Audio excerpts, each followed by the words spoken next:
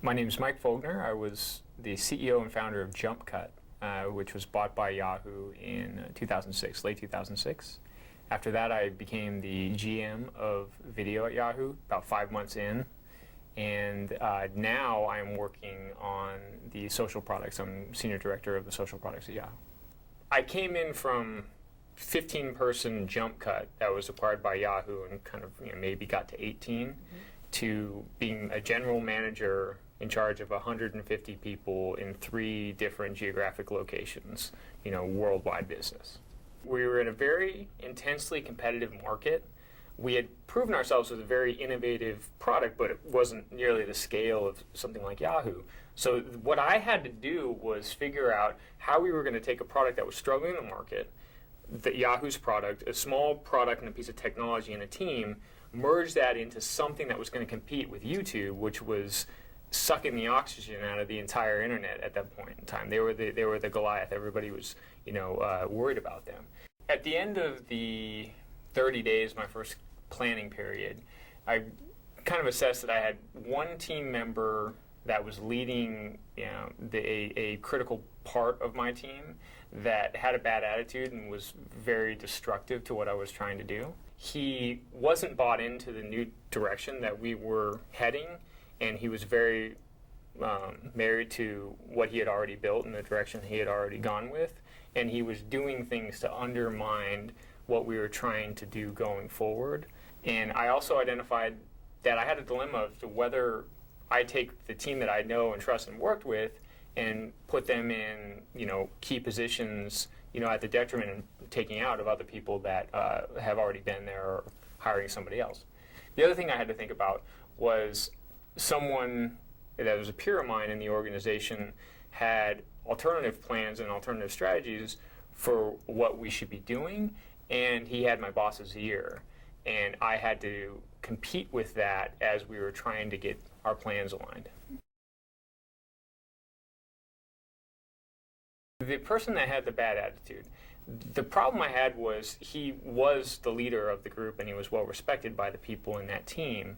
And I was risking this, kind of destroying the team by replacing him or, going straight at him and addressing these issues with discipline or some other ways I would address it. So what I did was I tried to work with him and win him over to what I was trying to do. I ended up having to manage him out, and the consequences were a couple of the key people that were loyal to him left as well.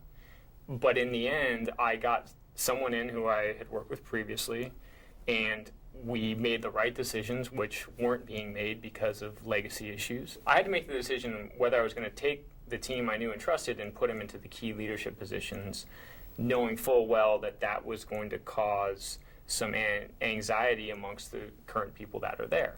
What I wanted to do was put the people I know could do the job, given the time constraints we were under and the pressure we were under, put them in place ASAP.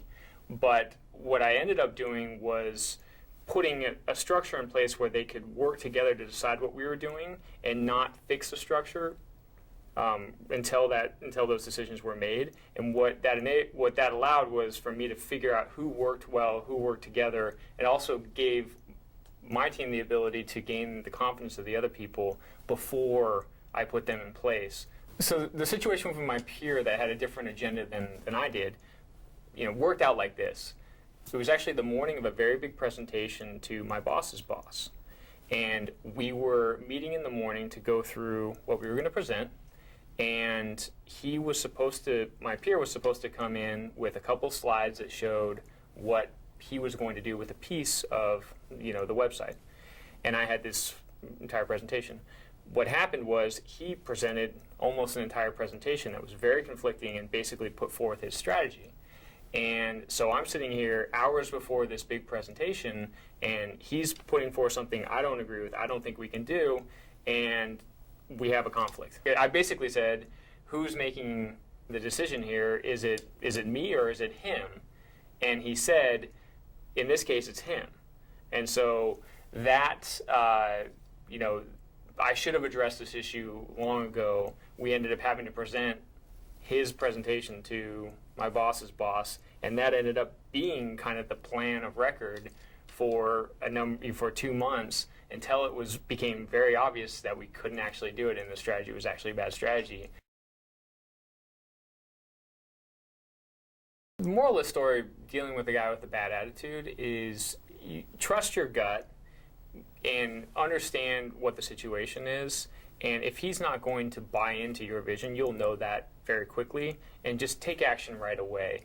It's never going to do you any good to hold on and try and win somebody over that is that far out of line with what you want to do.